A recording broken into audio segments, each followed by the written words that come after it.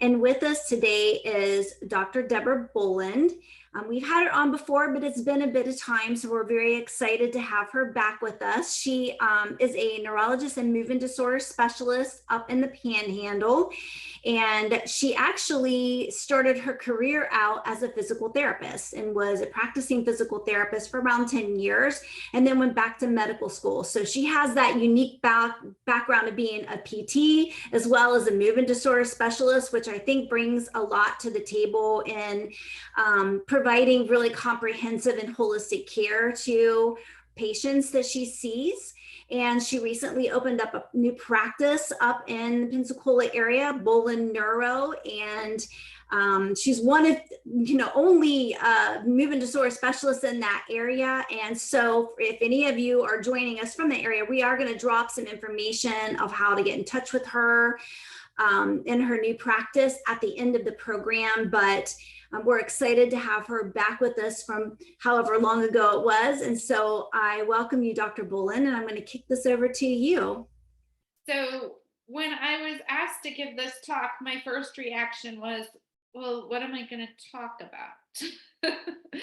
And as the lecture goes on, you'll see why that thought came into my head. And there was a very specific reason why that was that way. So let's get started. Anyone who's ever heard me give a lecture before knows I always start a certain way because I never know who I'm talking to and how many people have just really know the basics. And I think we can't learn the complexities until we all have the basics and are on the same page.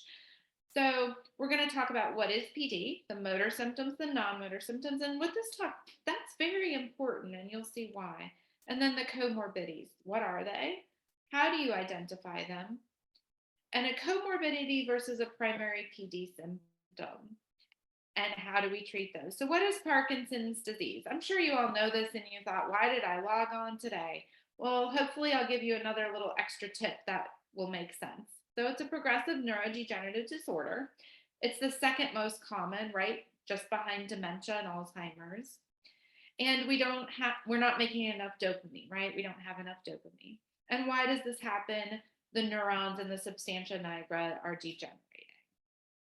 And this is the important part. I think the neurotransmitter systems and the entire brain circuitry are impaired, not just dopamine, but the other neurotransmitters that we see in the brain. So things like acetylcholine, serotonin, all of those things are also affected in Parkinson's. So it affects about 3% of the population by the time they turn 65, about 5% of people over 85, and it's increasing in both men and women alike. And the prevalence is going to double. That's crazy. So this is a picture. You see that yellow arrow, that black, that's the area of the of the dopamine in the brain. And there's not enough dopamine being made where the blue arrow is pointing. So you can see that there's no black there, and that's because dopamine isn't being made. So what are the motor symptoms? All of my patients, if you come see me in practice, this is where we start, right? You need to know what those motor symptoms are. We call them the 3 S's: slow, stiff, shaky. Us doctors, we use fancy words, right? Bradykinesia, that for slowness. Stiffness, we call that rigidity, shakiness, tremor. All I want my patients to know is that the Parkinson's motor symptoms are 3 things: 3 S's: slow, stiff, and shaky. And then the fourth thing that you can have that we put in the motor symptoms is you're going to lose your postural reflexes, or you're going to start falling or have problems with that. So what are some of the non-motor symptoms? That's where it becomes more complex. So you can have neuropsychiatric symptoms. You can have autonomic symptoms. That's blood pressure problems, continence issues. You can have GI symptoms, right? Constipation. Many of you struggle with that. Again, the GU symptoms, the incontinence, problems with sleep and staying awake. And then these sensory symptoms, pain, fatigue.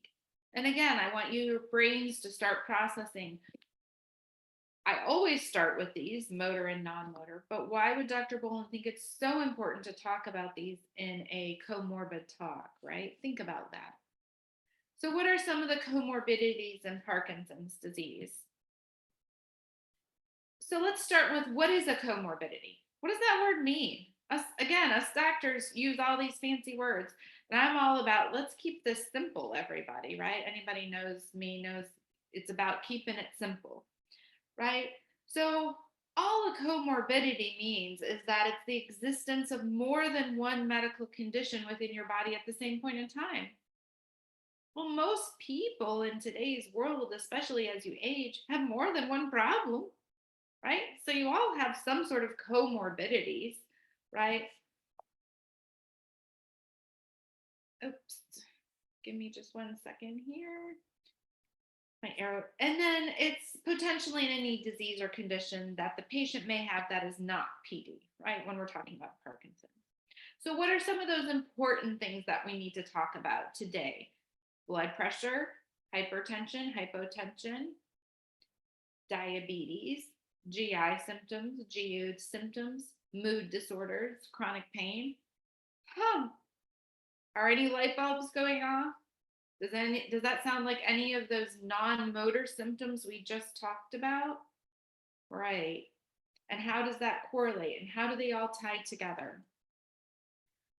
So management of comorbid conditions. And if this is what I want you to leave from today, you're going to get a lot of information, but this slide is very important. Okay. And number one, it is very important to determine if the comorbid condition is part of the Parkinson's disease symptoms, either non-motor or sometimes maybe even motor related, or is it not, right? So is it a symptom of a non-motor problem, or is it a separate disease process in force? Is it potentially a motor symptom, or is it a different problem? And who sorts that out? How do you figure out whether it's part of the Parkinson's disease symptoms, or if it's something separate and a comorbid condition? That's really the collaboration with your movement disorder specialist, your primary care, and your other specialists.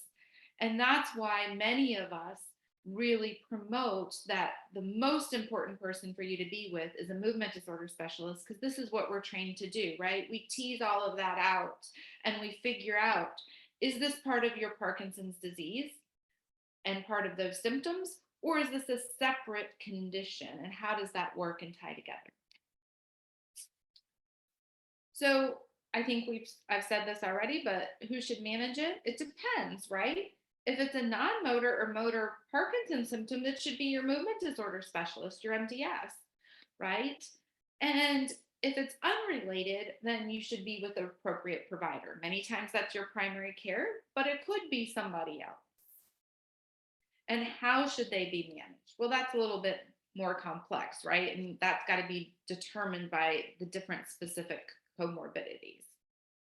So hypertension, okay, a comorbid condition. Many of you, I'm sure, have high blood pressure. The high blood pressure is likely unrelated to your Parkinson's symptoms, right? So this is a separate comorbid condition. So your neurologist, your MDS, probably should not be managing your hypertension, right? So it should be primary care or cardiology, depending on the kind of hypertension you have and the complexity of it. But it is vitally important that that person managing your hypertension understand Parkinson's disease and understand what happens to Parkinson's disease with hypertension, right? Over time, because of the disease course, the autonomic system is affected, and you may start to have hypotension. And the Parkinson's disease medications can also lower the blood pressure. So then those medicines that you were taking for hypertension may not be necessary, or they may not be necessary at the same dose, or you may not need the same kind of medicines, right? because of the disease course of the Parkinson's disease. So it's very important with hypertension to have somebody managing that hypertension who understands Parkinson's disease and its disease course. And it should not be your neurologist managing your hypertension. And I tell my patients that all the time. I'm not going to manage your hypertension, right? It needs to be somebody else, but they need to understand the Parkinson's. Hypotension. Now, this condition is, because of the autonomic issues with Parkinson's disease, is closely tied into the disease and the disease course and the kind of medicines you're taking for Parkinson's, right? So dopamine agonists are some of the biggest medicines that can lower your blood pressure. But many of the other Parkinson's medicines can as well. In my practice, manage hypotension all of the time for my patients, because most of my Parkinson's patients, the cause of their hypotension is the Parkinson's disease itself. However, MDSs, movement disorder specialists, have different opinions on this. So it depends specifically on your physician and your MDS of who's going to manage it. In my practice, I do most of the management of the hypotension. So how do we manage that hypotension? So we abbreviate hypotension for OH. So the first thing is fluids, fluids, fluids, fluids. I literally just saw a patient who has hypotension. He just left the office, and we talked about fluids, fluids, fluids, fluids, fluids, and getting in those fluids. Well, how much fluids should you have? 48 to 64 ounces of non-caffeinated, non-alcoholic, non-sugar fluids daily. Now you can have the other things, but it doesn't count towards your 48 to 64, right? Because those things pull the water out of you. So you need to replenish it with at least 48 to 64. And those other things aren't helping you. And unless you have a medical condition such as heart failure, kidney disease, et cetera, that limits your fluid intake, you need to be at that 48 to 64. Now, the second I see people who have heart failure and kidney disease and things like that, we go right back to their primary to say, what's the maximum they can have for fluids in the course of their day? High sodium drinks. My patients who have orthostatic hypotension, we start with fluids. If that doesn't solve it, you're going to start your day with something like a Gatorade or some other electrolyte-based high sodium drink. Now, that being said, I want it to be a non-sugar one, right? And there's a plethora of choices out there. And so it doesn't matter the brand as long as you have the ingredients that you need. Salt tabs, well, most of us don't use that anymore, but once in a while, somebody might use one of those to help raise the blood pressure. Then we go right to medicines. And these are medicines as an MDS that I prescribe and will manage with my patients. And we have three big ones. Those are Northera, Midodrine, and Florinaf. Northera is the preferred medication for orthostatic hypotension related to Parkinson's disease. However, sometimes there's things like cost and insurance that allow us the opportunity to use the other two medicines for a period of time until you actually need the Northera. And we have nowhere else to go but use Northera. Compression stockings with or without an abdominal binder. You know, honestly, living in Florida, nobody does this. It's just not something that's enjoyable down here. But if you live up north, it's something absolutely to try, and it is very helpful and can work well, and it can avoid medications. But it's not a substitution for your fluids and your high salt drinks if you need that. Okay. Diabetes. How many people can we do raise of hands? Is that possible in this thing to do, Anissa? You can, you just might not be able to see them all. Okay. Unless you scroll down through. What I was going to say is, like, you know how you can do a raise hand electronically if they click Yeah, on it? they can do that if you know how to do that under your reactions. Okay. Yep. So if you know how to do it, and Anissa will tell us. How many people know that diabetes and Parkinson's disease is a hot topic right now?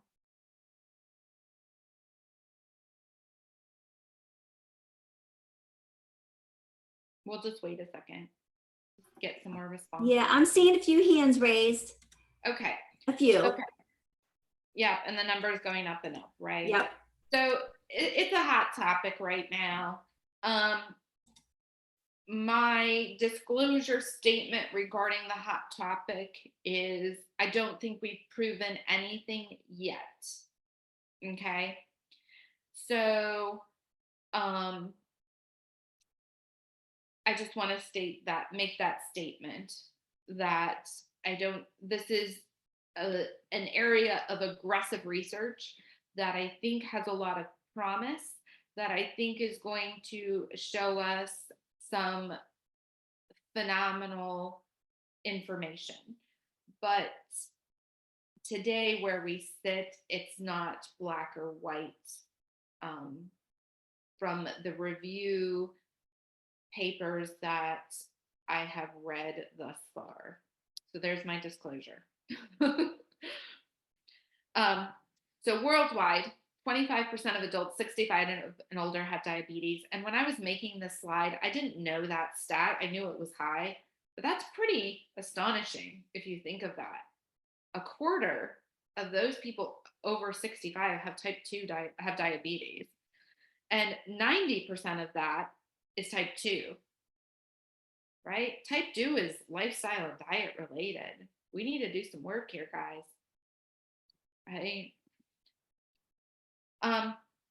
So type 2 diabetics, that's what they're looking at in the research studies with Parkinson's. They have a higher risk of developing PD than the average population. Okay, this is what the research is showing.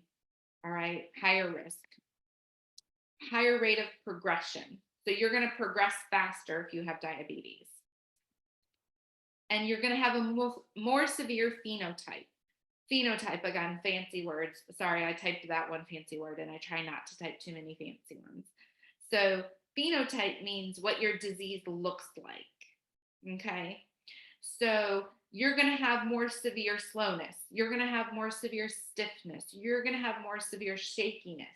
And it's going to come on faster, quicker, harder in layman's terms. Okay. If you have diabetes, this is what the research is pointing towards. So treatment, what do we do? Control the blood sugars. If you have diabetes, you know that, right? You've got to get those blood sugars under control. Exercise. Exercise, exercise, exercise. Okay. And I'm going to tell you that if you have Parkinson's, whether or not you have diabetes or not, right? We want 5 to 6 days a week, 20 to 30 minutes of cardio, 20 to 30 minutes of a combination of balance, stretching, strengthening. Okay. All of our patients, this is what we want. Now, this bottom thing here, this is where the research is at, right? So some of these diabetic medications we think might help the Parkinson's disease. So if you have a choice of the diabetic medication you can be on, perhaps you should choose some of these GLP-1 medicines. Now, some of our patients don't have that choice because different reasons and different things dictate those choices, right? But in many of our patients, there is some collaboration with their physician. So perhaps you could have a little bit of collaboration with them. Okay, autonomic symptoms. Here's just kind of a general list, which I'm sure most of you know already anyway. So urinary urgency and frequency, sweating, sexual dysfunction, orthostatic hypotension, which we've already talked about, but that falls in this category as well. So I like to bring it up here. GI symptoms, constipation, right? And you all struggle with that issue, and that can be very difficult and challenging. Nausea and vomiting. And this is normally because of the levodopa when you first start the medicine. If you're having nausea and vomiting and you've been stable on levodopa for a long time, that's a comorbid symptom that is likely unrelated to your disease course. I do want to go back to constipation for a minute and say that because constipation is so closely involved with Parkinson's disease, again, as the movement disorder neurologist, most of the time I'm the one managing that, and I want to be managing that. Drooling. A lot of us believe this is not a separate comorbid condition, and that this is part of the Parkinson's disease itself. And many of us movement disorder neurologists will easily manage this. Loss of taste, dysphagia, choking. Again, those are normally the things that are related to the Parkinson's disease. And as movement disorder neurologists, we will manage those. Reflux, I find most of the time is not a symptom related to the Parkinson's disease. And it's normally a separate thing, and one of the big triggers is the foods and the times we choose to eat, right? So if somebody's having a lot of severe reflux, I will normally have them go back to their primary and discuss with them. There are some times when I've seen that you can have reflux as a very rare non-motor wearing off symptom. And so sometimes, I might just start with adjusting my Parkinson's medicines a little bit and see if the reflux gets better. And if it does, then we have our answer. But if it doesn't, again, we go back to primary.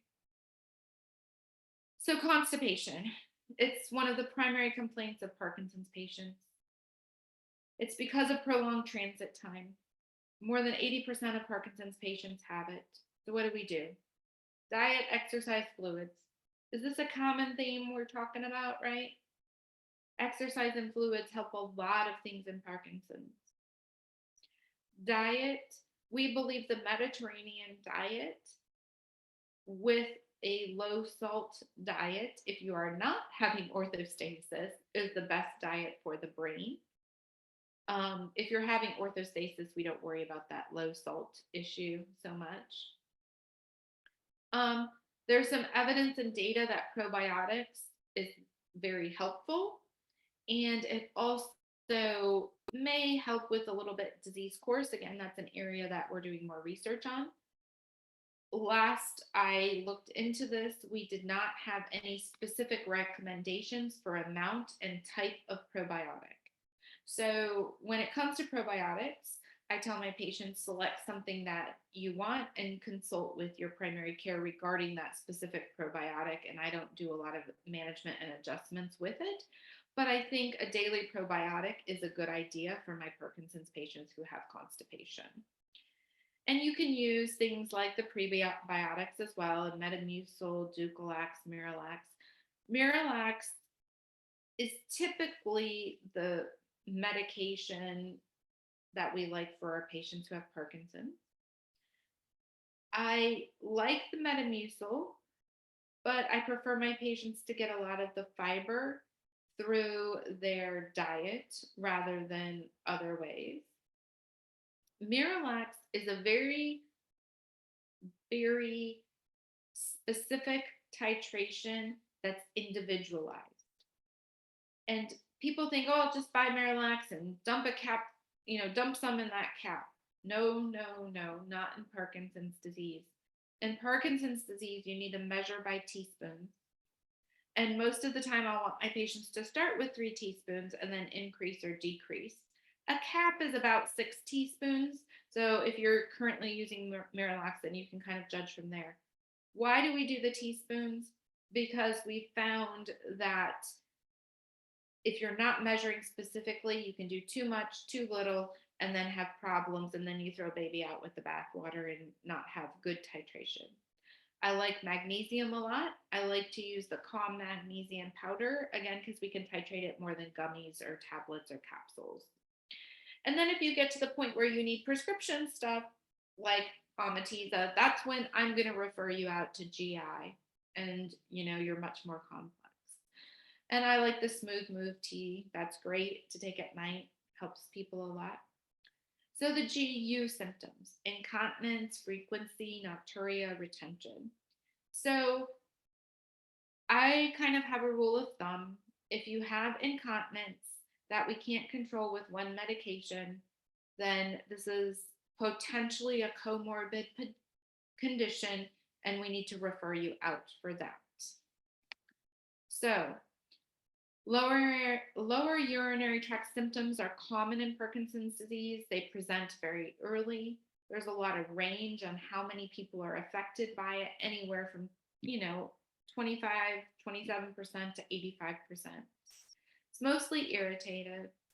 Um, and we think this is because of detrusor muscle overactivity, and it's just involuntarily contracting. And so you have your bladder capacity that goes down.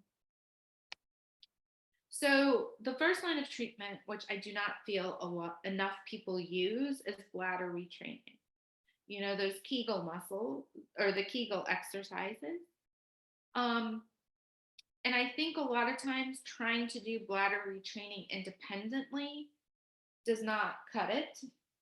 And you need to go to physical therapy and go to a physical therapist who's specialized and certified in bladder issues. We have a local person, actually, we have a few different local therapists who do a lot of this kind of work. And it's very specific work, and it's very detailed and complex work. Medications, this is a complicated issue in Parkinson's disease because the antimuscarinic medicines can affect your cognition.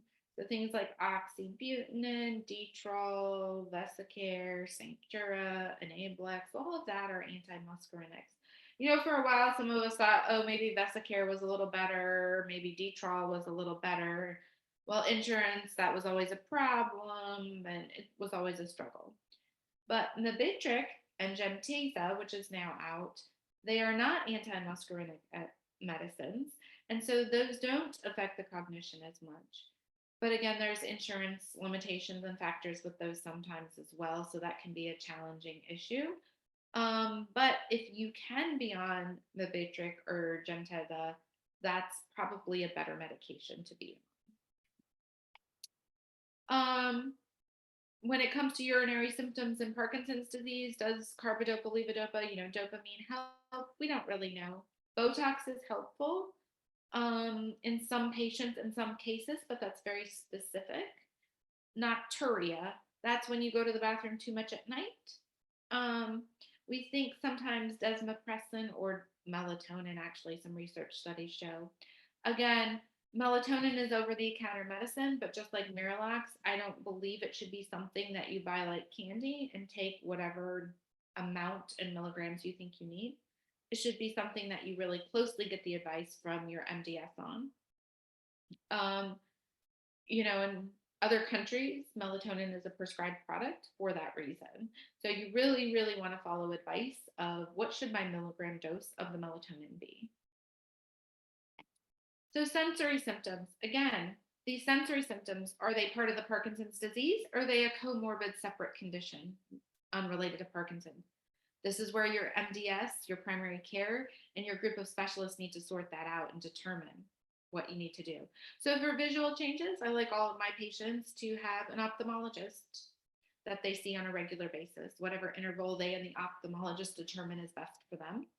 But things like acuity, contrast sensitivity, that means your ability to see some of the different colors and color richness, motion perception, visual fields, visual processing, all of these kind of things can go along with Parkinson's disease, but they can be symptoms of other comorbid conditions. So you really need to tease that out and figure out what is what. So start with your MDS, get your advice at the MDS. They can refer you to the appropriate people. Pain. I believe chronic pain, most of the time, if you do not have an underlying condition prior to your diagnosis of Parkinson's disease. So if the pain comes on after your diagnosis of Parkinson's disease, it is likely related to your Parkinson's disease in many cases.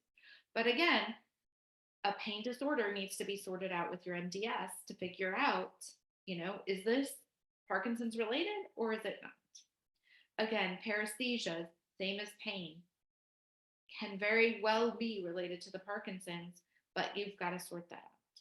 And then problems with your smell, most of the time that's going to be a Parkinson's symptom, right? We know that comes on very early on in the disease course, and most of the patients are going to lose their sense of smell. But again, check with your MDS, see what they think. Okay, let's look a little bit at pain. So this is an older study, but I think a good one.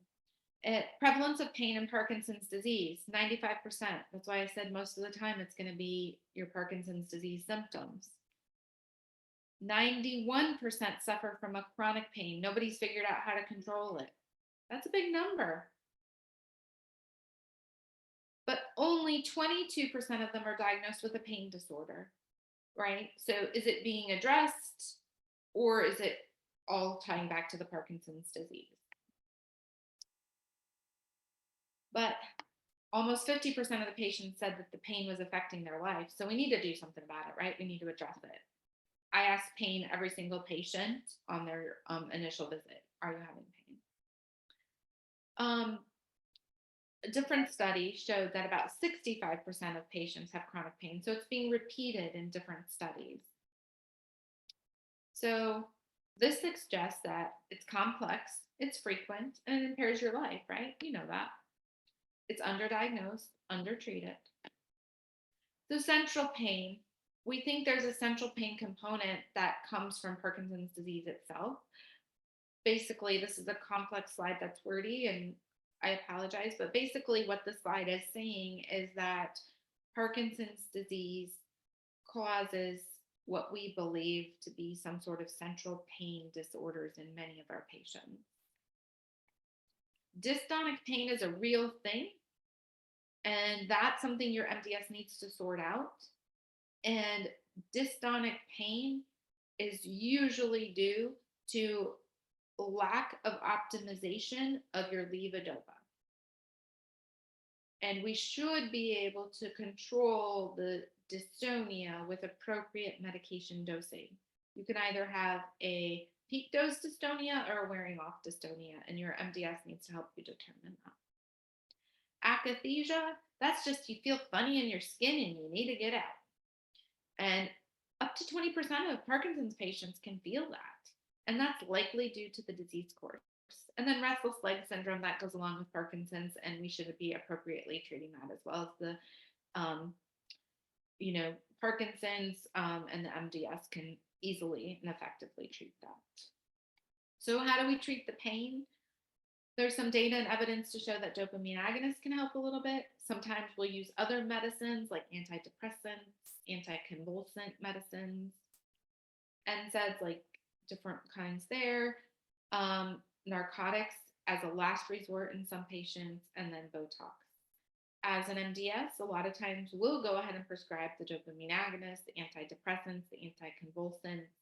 Sometimes we'll prescribe the NSAIDs, but when it gets to chronic NSAID use or opioid use, we obviously then have to refer you out to your primary care, who then in today's world is probably going to refer you on to a pain clinic, right? Other non-medication things are massage, acupuncture, exercise, yoga, cannabis. What I found with cannabis is that it's going to control the pain. It's going to control the anxiety in Parkinson's. It does not control a lot of the motor symptoms effectively long-term, right? But it controls that pain. It controls that anxiety beautifully many times. Again, if you're in a pain clinic, as a last resort, they're going to suggest maybe spinal cord stimulation.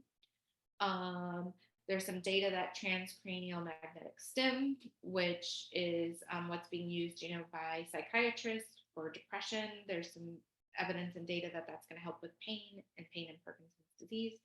Nobody really does a pallidotomy anymore, right? That's old school stuff, but that's still listed as severe pain treatment.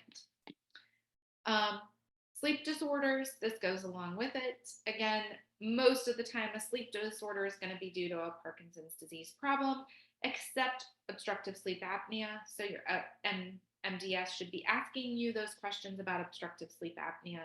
All of the patients should be screened for obstructive sleep apnea and managed and sent on to the correct person, right?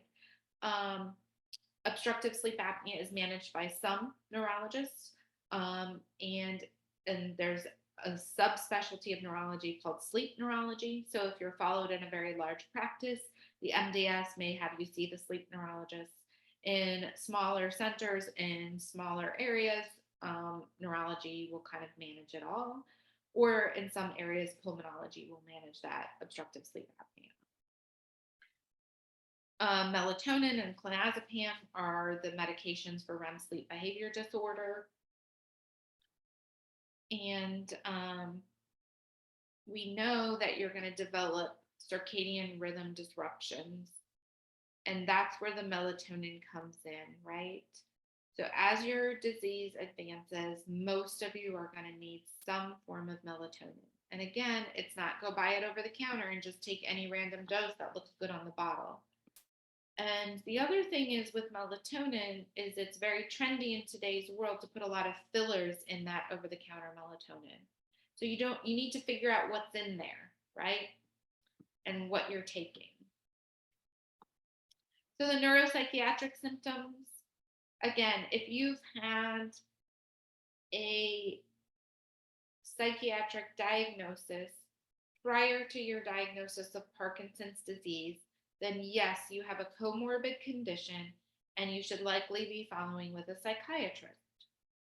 However, if you develop these neuropsychiatric symptoms post onset of your motor symptoms, post onset of your diagnosis of Parkinson's disease, then these list of problems likely are part of your Parkinson's disease.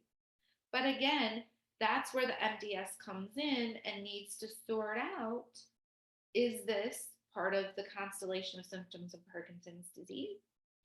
Or is this a separate comorbid condition that requires the assistance of one of my colleagues? So depression and Parkinson's disease, depending on what study you read, the numbers vary, but what I see clinically in my practice is honestly more than 50% of people are having a depressive disorder. That should be treated appropriately and it needs to be addressed. I do a lot of referrals to clinical psychology to really help with this. So again, I had somebody in the practice today who said they had fluctuating depression throughout the course of their day, right? And they said it was severe towards the end of the day. That is likely a medication wearing off problem related to their Parkinson's disease. I don't need to send that patient to the psychiatrist yet. I need to better manage their levodopa. And when we better manage their levodopa, likely their severe depression in the afternoon will improve. Okay. I like the tricyclic medications, the TCAs. So things like nortriptyline, dizipramine. Most of us don't use that anymore, but the triptylines are a good medication. Also the SSRIs, the serotonin replacement medicines. There's not enough data to say that that is the ideal medicine to be using for Parkinson's disease depression. And the combined conglomerate recommendations were that the TCAs were likely efficacious as a group.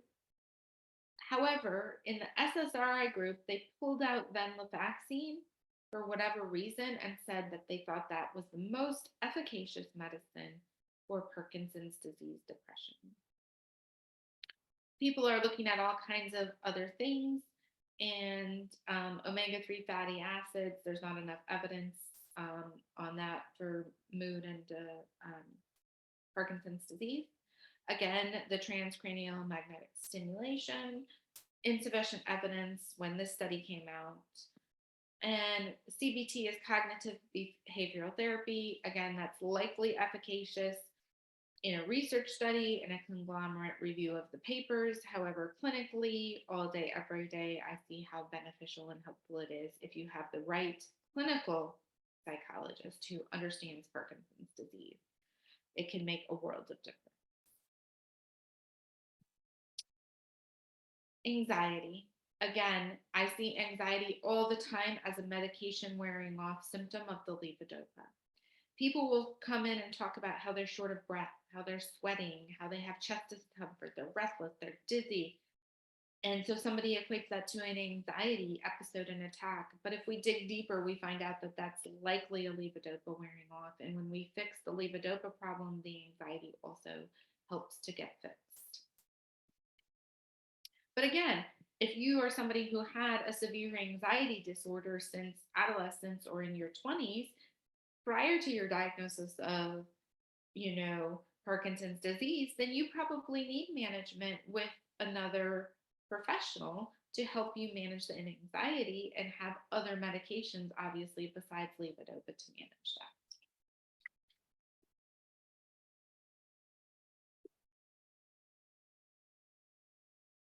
Beware therapy. This is very important in my opinion. This is where we're integrating body awareness with mindfulness.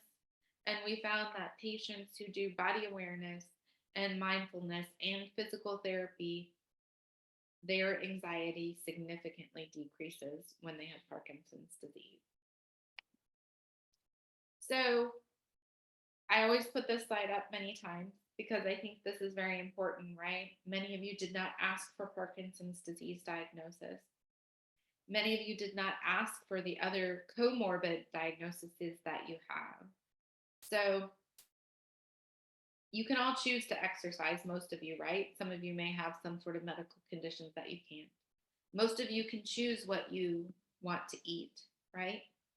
And if we look at one of the big hot topics, comorbid conditions right now, diabetes, how do we control those? Well, diet and exercise. How do we improve Parkinson's disease? Likely exercise. So that's something we can control. There's other things we can't control right now, right? How much dopamine our brain chooses to make. Can't control that at this point in time. But we do have control of some other things. And I like this little thing. It came out a few years ago in Parkinson's News. And this is just what we all should be doing, right? And if you've heard me talk before, you'll know I say this. I hope I can teach my Parkinson's patients this and my kids when they get on the bus in the morning, right? You need to follow directions. Designate a first responder, right? Who do you call in an emergency, right? Be organized. Boy, those backpacks are rough. But use trusted sources for information, things like Parkinson's Movement Disorder Alliance. Get the most out of your appointments with your doctors and your other healthcare providers. Believe in yourself. Ask for help when you need it. Don't let negative feelings get you down. Be adaptable. Parkinson's disease is changing. It's progressive, unfortunately, so adapt. And you all must laugh at some point in time. So I hope my talk was helpful for you today, and I'm free to take any questions. Awesome. We have quite a few. So hopefully we can get through the majority of them. So I'm going to go back up to some of the earlier questions. Somebody wanted to know about breathlessness associated with Parkinson's. Is that something you might see in Parkinson's? Yes, is this potentially absolutely. a comorbidity? Because they did say it does seem to be more so when they're off. Yep, we know it to be a non-motor wearing off. But if you're short of breath throughout your entire day, well, again, that's something we need to look at, and maybe you need to see your primary care, and maybe there's another, pulmonology, etiology for that breathlessness. So we need to look at that closely. And you talked a lot about dysautonomia. There's been a couple of questions or comments related to temperature dysregulation, like just those extremes. Oh, and I didn't bring that up. And yeah, so that's an autonomic process that as Parkinson's disease advances, when it's 100 degrees outside here in Florida, my patients will have their home at 95 and they'll be wearing coats. So the vast majority of the time that will be the case, that it goes along with Parkinson's disease. But honestly, at time of diagnosis of Parkinson's disease, I do screen all my patients for thyroid problems, or if temperature dysregulation comes up early, then again, we need to exclude the comorbid condition of thyroid issues. And we actually had a question specific to thyroid function. They want to know if PD is affected by thyroid function. And so you've sort of started to address that. Well, your symptoms of Parkinson's disease, motor and non-motor, will be affected by poorly controlled thyroid conditions. Yes. So we need that thyroid well controlled. If you have a thyroid problem, I want most of my patients following with endocrine or a really good primary who they have a good relationship with. So related to those who have high blood pressure, one person said they're taking lisinopril, but they were considering switching to isradopine, and I'm probably not pronouncing it right, but they heard that it might be beneficial for Parkinson's and wanted to know your thoughts. Do you know what med I'm talking about? I may not say it right. How do you spell it in this stuff? And I don't know if they spelled it right. So they have isradopine, ISRAD. Oh, yes. Istradaphyline, yeah. Oh, okay. So, right. So, and, we've had an add-on medicine for Parkinson's disease with that. There may be some data that it helps the motor symptoms, but I don't know that it helps disease course and it's disease modifying.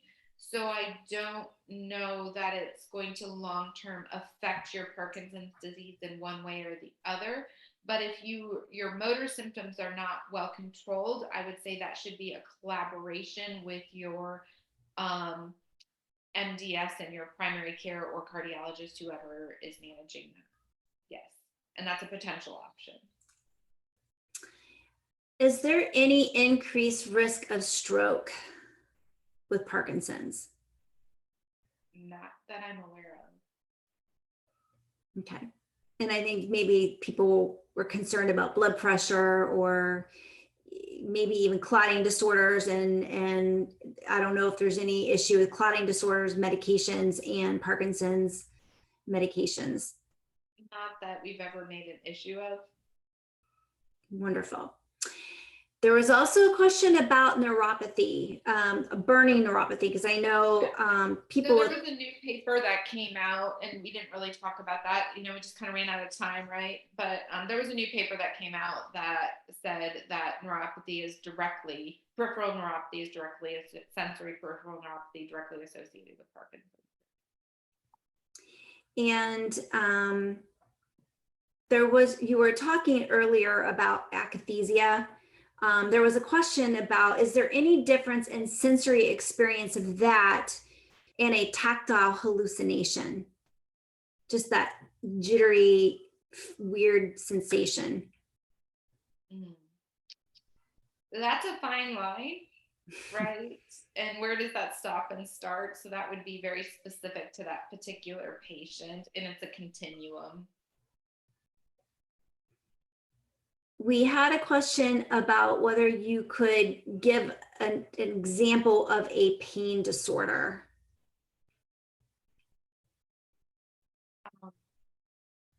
Neck pain, severe, neck pain, severe back pain, those kinds of things. And I don't know if they meant maybe the central pain, because I think the musculoskeletal and the dystonic pain we can understand, but could you explain a little bit more about what that experience so of that's going to be more of those burning pain sensations? Yes. Yep. So like burning pain in your hands, burning pain on your face, burning pain in your legs. So we need to see if that central pain in the legs, a lot of times central pain disorder related to your Parkinson's, is that neuropathy? And again, there's a lot of overlap here, guys, and sometimes it's hard to say it's just one isolated thing, right? And that's when I was presented this topic to discuss, that's what I thought, well, how am I going to do that? Because there's so much overlap, right? There is a lot of overlap. And there's also a burning mouth syndrome. Is that also related to Parkinson's? Not that I'm aware of, but it can be part of the central pain disorder. So then could it go upstream to, yes, could it be part of Parkinson's? Yes. I've only seen a few burning mouth syndromes in Parkinson's disease, and I've seen less than a handful of burning mouth syndrome in my career. So it is a rare disorder, and I have treated it, and it's very difficult and challenging to treat. This person's wanting to know if their curling toe a comorbidity that's related to PD or not. Well, curling toe is probably dystonia, so it's probably related to Parkinson's disease. But again, that's something that I'd somebody would have to evaluate, or have see your MDS about to make sure. You can have all kinds of different foot disorders as well that you need to see, a podiatrist about. All right, so you mentioned earlier, some of the issues with autonomic nervous system dysfunction, erectile dysfunction. This person was saying that they've been struggling with erectile dysfunction for a few years. They've been taking sildenafil. I'm not good at pronouncing some of these words, with good results, but now they're not able to achieve orgasm. And they're wanting to know, is this potentially just a part of Parkinson's? Is it a medication, or should they be concerned about another medical issue that would require some additional evaluation? That's a really complex issue, and there's so many factors that go into that. There's many people that think, particularly in men, that if you have the erection but quote unquote not the orgasm, that can be more on the lines of mental health issues and things like that. And so that's a complex issue that needs to be carefully evaluated with people like urology, primary care, MDS, and really sort that out. And that can be quite complex. And then, go from there and have the appropriate referrals to the appropriate people.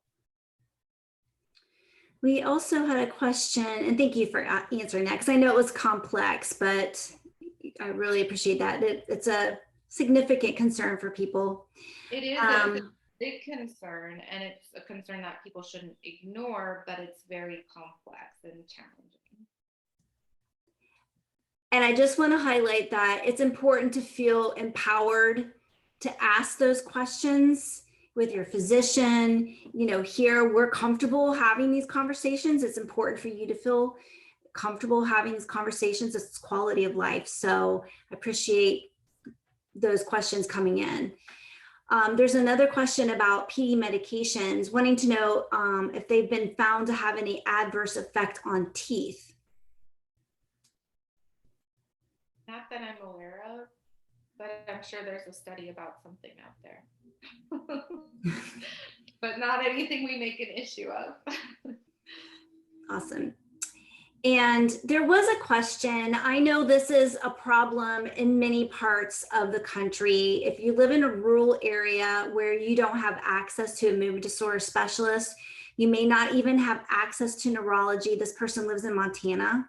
They had one that was in the state and they've left. There's only a couple neurologists for their entire state. Right now, they're only seeing the PA that does luckily have knowledge in Parkinson's, but really for them seeing a movement disorder specialist is a challenge. What are people in rural states supposed to do? And I was going to say, we still can utilize telehealth.